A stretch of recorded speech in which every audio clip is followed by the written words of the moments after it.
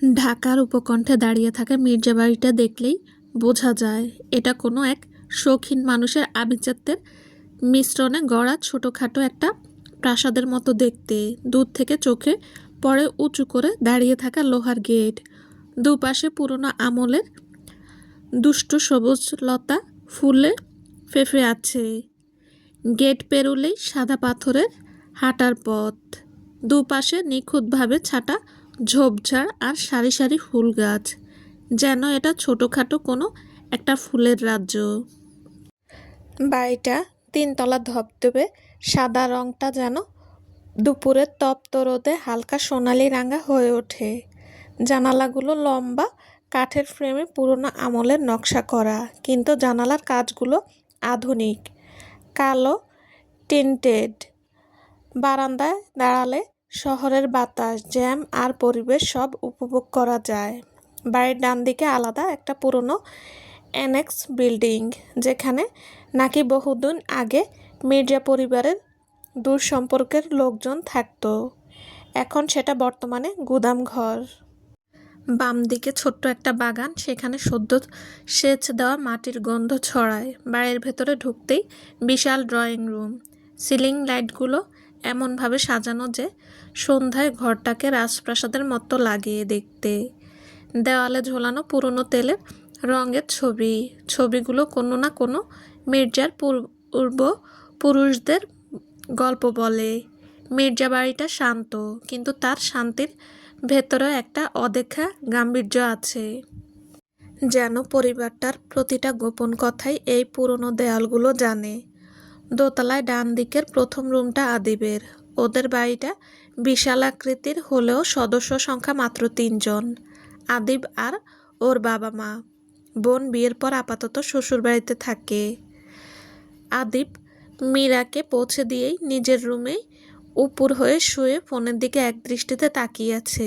খুব মনোযোগ দিয়ে একটা রমণীর পিক বারবার জুম করে দেখছে ও। পিকটা মীরার। মীরা যখন লেকের পানিতে পা ডুবিয়ে হাসিমাখা মুখে বৃক্ষরাজ ফুলের দিকে তাকিয়েছিল, ঠিক তখনই আদিব খুব সঙ্গোপনে পিকটা নিজের ফোনে ক্লিক করে নেয়। আদিব পিকটা দেখে বিড়বিড় করে বলল, মীরা, সে আমারই এমন একজন, যার উপস্থিতিতে আমার মন নিজে থেকেই হাসতে শুরু করেছে। কথাটা বলে আদিব আনমনেই হেসে ফেলল। ঠিক তখনই কেউ একজন আদিবের পিঠে ধড়াম করে একটা ঘুষি দিয়ে বলল, এই তুই কি ভণ্ডামি করে বেড়াস রে রাস্তাঘাটে? বোনের কণ্ঠ আর আগমন দুটোতেই অবাক হয়ে যায় আদিব। ও শোয়া থেকে উঠে বসলো, তারপর বলল, তুই হঠাৎ আসবি বললি না তো? হিয়া কপট রাগ দেখিয়ে বলল, বারে, এখন বুঝি আমাকে আমার বাসাতে আসতেও তোর অনুমতি লাগবে? আদিব একটু বিরক্ত হলো বোনের উদ্ভট কথা শুনে, বলল রুষ্ট স্বরে, উফ, উল্টাপাল্টা কথা বলিস না তো, এমনিতেই ভাল লাগছে না, তার উপর তোর এসব লজিক ছাড়া কথাবার্তা। উফ, পাগল হয়ে যাব। হে একটু অবাক হয় ভাইয়ের এমন পরিবর্তন দেখে। সে বলল, এভাবে কথা বলছিস কেন? এসব পরিবর্তন কি ওই ডিভোর্সি মেয়েটার জন্য? আদিব চমকে ওঠে বোনের কথা শুনে। মানেটা তুই খুব ভালো করে জানিস। যা এখান থেকে, ভালো লাগছে না। যাব না। তোকে আবারও বলছি ভাইয়া, ওই মেয়ে আমাদের লেভেলেরই না। তুই কেন ওর সাথে কথা বলছিস?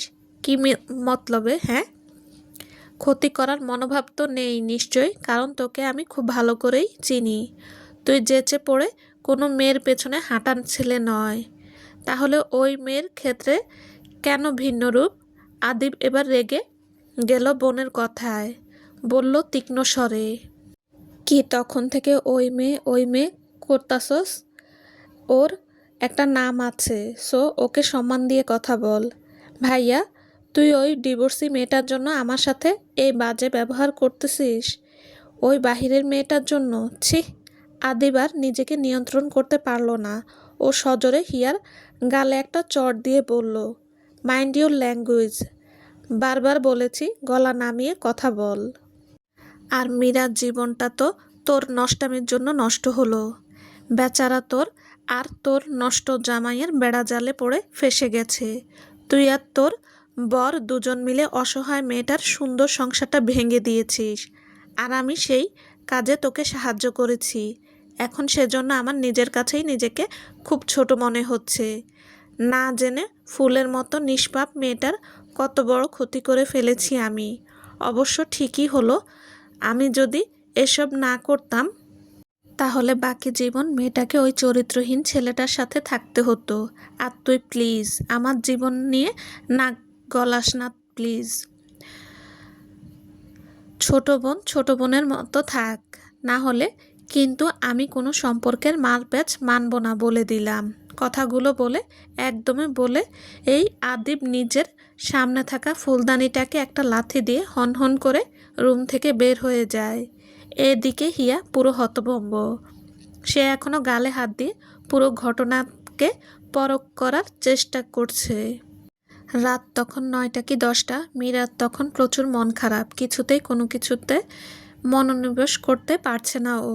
তাই হুমায়ুন আহমেদের অপেক্ষা বইটা হাতে নিয়ে ব্যালকনিতে গিয়ে দোলনায় আরাম করে বসে বইয়ের পাতা উল্টায় পড়বে বলে। ঠিক তখনই ওদের বাসার কলিং বেল বেজে ওঠে। মীরার মা তখন ঘুমোচ্ছে, তাই বিরক্ত নিয়ে মীরাই উঠে যায় দরজা খুলে দেওয়ার জন্য। ও গুটি গুটি পায়ে হেঁটে দরজার সামনে গিয়ে দরজা খুলতেই হতভম্ব হয়ে যায়। প্রান্ত দাঁড়িয়ে আছে দরজার বাইরে।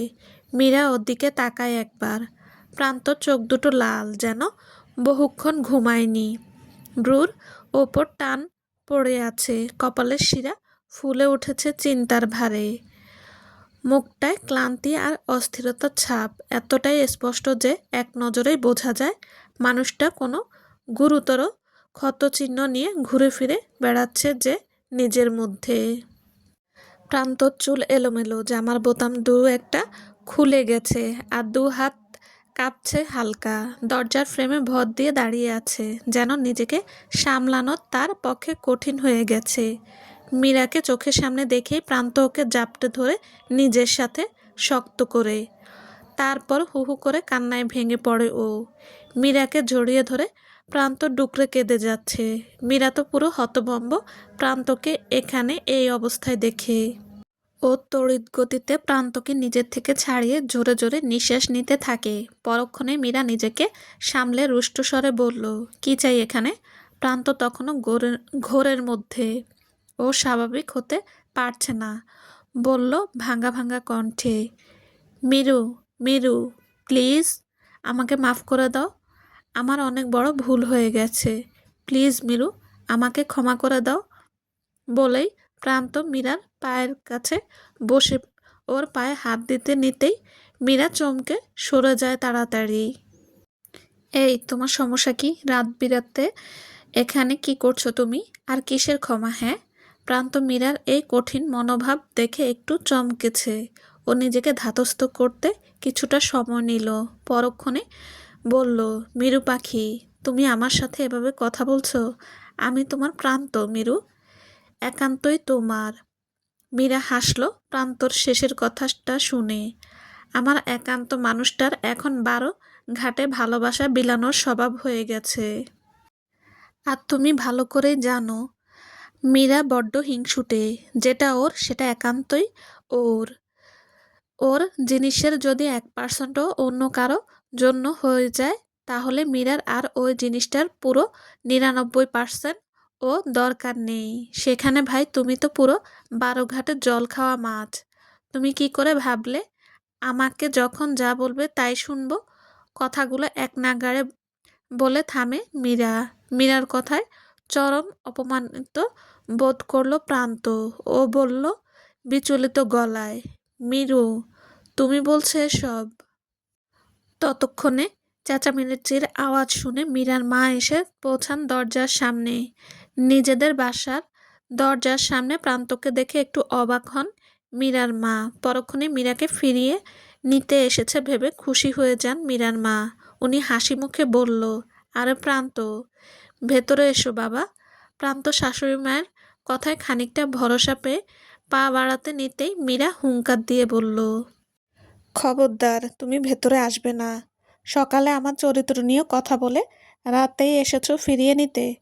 কয়েক ঘন্টা এত পরিবর্তন নেওয়া যাচ্ছে না ঠিক।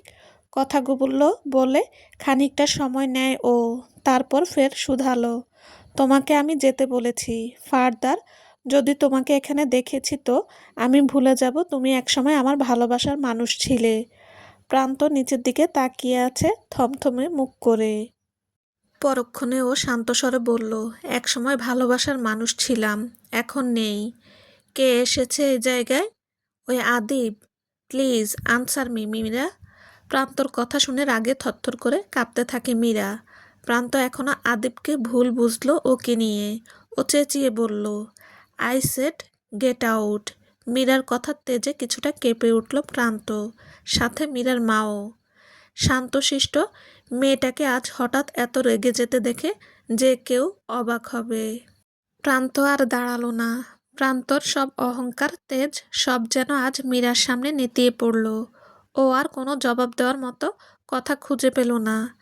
মীরা দরজার খিল দিয়েছে নিজের রুমের। ওর মা বারবার দরজায় করাঘাত করে যাচ্ছে, সেদিকে ওর হেলদোল নেই। ওর সকল ধ্যান জ্ঞান তো প্রান্তর আগমনের সময়টা জুড়ে।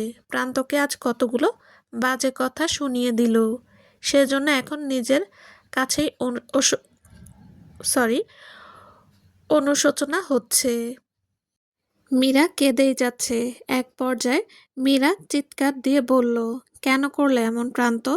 আমি তো তোমাকে খুব ভালোবাসি। তোমাকে ছাড়া থাকতে আমার বড্ড কষ্ট হচ্ছে।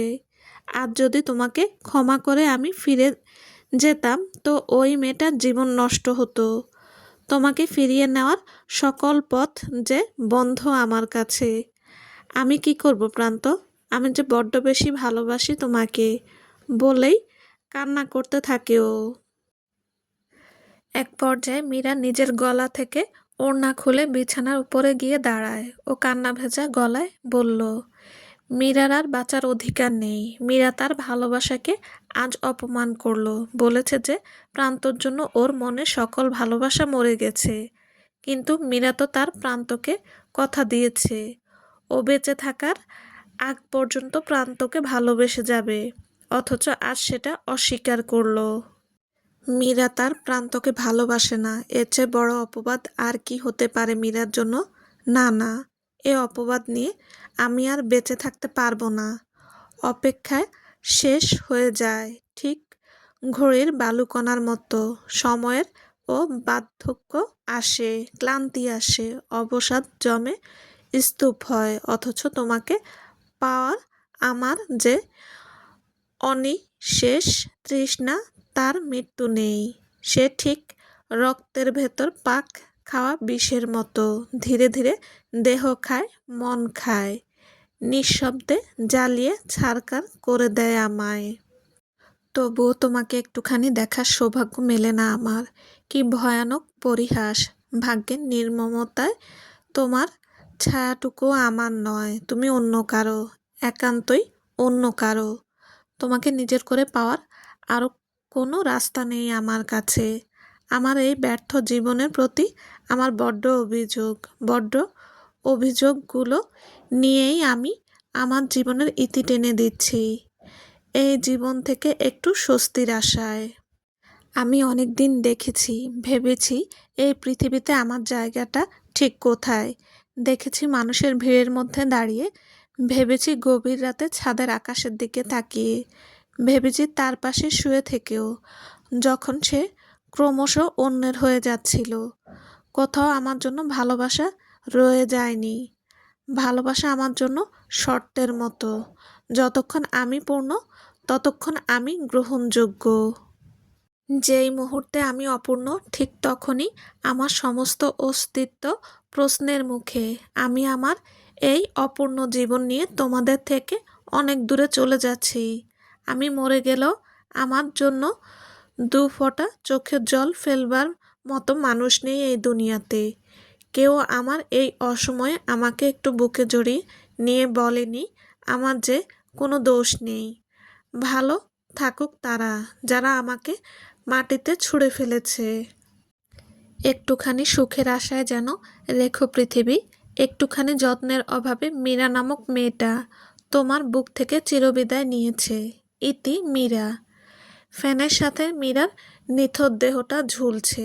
এতক্ষণে বোধহয় ওর শরীর থেকে প্রাণ চলে গেছে। প্রাণ তো সুইসাইড নোটটা পুরোটা পড়ে। ওর পুরো শরীর থরথর করে কাঁপছে। ও কি করবে? ওর একটা মিথ্যে, একটা বানোয়াট গল্পে মীরা নামক মেয়েটা, যে ওকে প্রচণ্ড ভালোবাসতো, সে চিরজীবনের জন্য ওকে রেখে পরপারে পাড়ি জমিয়েছে। মীরার তো কোনো দোষ ছিল না।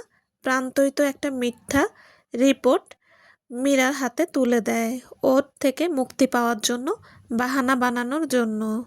মীরার তো বাচ্চা জন্ম দিতে অক্ষম ছিল না, তবু মেয়েটা এই অপবাদ নিয়েই নিজের জীবনটা নিয়ে নিল। প্রান্ত ঠাস করে নিচে বসে পড়ল। ওর আর মীরার লাশের কাছে যাওয়ার সাহস হলো না। কিভাবে ও নিজের অপবিত্র হাতে মীরাকে ছোবে? হিয়ার ফাঁদে প্রান্ত এমনভাবে ফেসে গেছে যে প্রান্ত মীরার সাথে বেইমানি করতে বাধ্য হলো। মীরা তো জানতেই পারবে না ও যে সম্পূর্ণ নির্দোষ। আদিব এসে পৌঁছায় মীরার বাসার নিচে। আর দেরি করতে চায় না আদিব। মীরার জীবনের সমস্ত কষ্ট দূর করে দিয়ে আদিব ওকে নিজের করে নেবে। এ নিয়ে আদিব কিছুটা নার্ভাস। ওর হাতে একটা চিরকুট, যেখানে লেখা, কোনো এক অনির্বচনীয় গোধূলি অবসরে যদি আমি আকস্মিক উচ্চারণ করি ভালোবাসি, তবে প্রতিদানে তুমি কি আমায় তোমার সত্তার এক বিন্দু সঙ্গ দেবে? দেবে কি তোমার নিবিড় অস্তিত্বের প্রান্ত ছুঁয়ে দেখার সামান্যতম অধিকার? বলতে পারো নক্ষত্রের নীল শিরায় জ্বলে ওঠা প্রেমের সেই দুমোর আলো, তা কি তোমার চোখে প্রতিফলিত হবে আমার জন্য? আর আমি কি ছুঁতে পারবো তোমাকে ঠিক ততটাই যতটা স্পর্শে ভালোবাসারা নিজেদের ভাষা খুঁজে পায়? মীরা, তুমি কি আমার ছন্নছাড়া জীবনের সঙ্গী হবে? আদিব আরও একবার চিরকুটটার দিকে চোখ বুলিয়ে নেয়, তারপর সামনে তাকাতেই হতভম্ব হয়ে যায়। বাসার নিচে থেকে চেঁচামেচির আওয়াজ শোনা যাচ্ছে। আদিব কিছুটা কৌতূহল নিয়ে সেদিকে পা বাড়ায়। অনেকগুলো লোকজন কিছু একটা ঘিরে দাঁড়িয়ে আছে। কারো আবার হাউমাউ করে কাদার শব্দে পরিবেশটা ভারী হয়ে উঠছে। আদিব ভিড় ঠেলে কাঙ্ক্ষিত স্থানের দিকে চোখ যেতেই ওর আত্মা কেঁপে উঠল। একটা লাশের খাটিয়া পড়ে আছে উঠোনের মাঝখানে। তার পাশে ওর মা বসে হা হুতাশ করে কান্না করতেছে। প্রান্ত দূরে এক পাশে বসে আছে। তার চেহারা একদম ফ্যাকাশে বর্ণ ধারণ করেছে। চোখে পানি নেই, মুখে কোনো কথাও নেই। শুধু এক দৃষ্টিতে মীরার খাটিয়ার পানে চেয়ে আছে ও। আদিব ছুটে গিয়ে খাটিয়ার পাশে গিয়ে বসল। বারবার মীরা মীরা বলে ডাকছে আদিব। তবুও মীরা কোনো সাড়া দিচ্ছে না। আদিবের আর পরিস্থিতি বুঝতে অসুবিধা হলো না। আদিব প্রান্তর দিকে রক্তচক্ষু দৃষ্টিতে তাকাতেই খেয়াল করে ওর হাতে একটা চিঠি। আদিব ছুটে গিয়ে ছোঁ মেরে প্রান্তর হাত থেকে চিঠিটা নিয়ে একদমে পড়ে শেষ করে। আদিব হতভম্ব। জীবনে প্রথম আদিবের চোখ বেয়ে জল গড়িয়ে পড়ে। ও চিৎকার দিয়ে বলে ওঠে, আপনি আমাকে কিছুটা সময় ভিক্ষা দিতেন মীরা।